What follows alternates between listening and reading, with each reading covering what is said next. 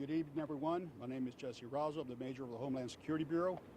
With me, I have Assistant Chief Philip Vasquez, Assistant Chief Tony Wynn, Major Tommy Shelton, Major Saul Suarez. Major Suarez will be doing this interview in Spanish. So what we have here is preliminary information. We are in the 9600 block of Howkirk. It's in North Spring on our officer-involved shooting. The suspect, a 44-year-old male, was shot once in the upper torso. He went through surgery and he is in stable condition as we speak. We did not have any injuries to deputies. There is no further danger to the public, but there will be a large presence while we conduct the investigation. At approximately 6:50 tonight, our 911 center received a call from a male threatening to commit suicide by weapon. He told our dispatchers that he had a gun pointed to his head. Our deputies arrived within 10 minutes. While en route, they did call for a mental health unit. Once the deputies arrived on scene, they established contact with the male via cell phone. They gave him many opportunities to come out and surrender. He eventually came out, ran back in the house, came out a second time with what is being described as a shotgun. He had it draped over his shoulder. They gave him multiple commands to drop it. He didn't drop it. Went back in the house and came out with a semi-automatic rifle. This time, he pointed the weapon at our deputies, and one of our deputies shot multiple times, striking the suspect once in the upper torso.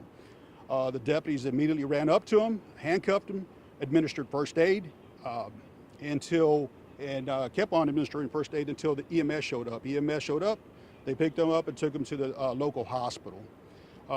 Our deputy who shot he's 37 years old and has been with the agency 5 years. He will be placed on administrative leave. Our homicide and CSU are on scene. Will conduct an investigation from criminal investigation. The DA's office is also on scene. Will conduct their investigation, and our internal affairs division is here to conduct any administrative investigations. The body cam will be released within 45 days, and we are looking to file aggravated assault with a deadly weapon charge on the male. That is all I have. Any questions? No one else in the house? There was nobody else in the house. You said aggravated assault with a deadly weapon charge? Yes, ma'am.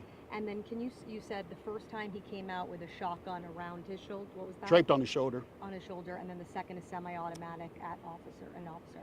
Semi-automatic rifle. Got it. Yeah. And then you said in the beginning the mental health unit was supposed to come out here. Did they end up coming out here? I don't know if they made it at this point. I don't have that information. And as far as you know, he did not fire it? He did not fire at our deputies. But can you talk about the protocol when a gun is pointed at you? Well, deputies in fear of his life, he can use deadly force. Yep. These mental health situations, they're kind of tricky. I'm pretty sure you guys have some sort of training for all officers.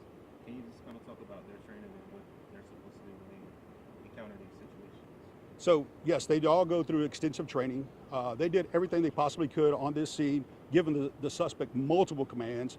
We called for a CERT unit. Again, I don't know if the CERT unit arrived in time, but we do have that resource for us. We also had a deputy here with a 40 millimeter less lethal launcher. He was not able to use it because of the status of the scene. Was not able to use it. So those are the resources we do have. Okay, Major Suarez is going to come up and give the soundbite in Spanish now.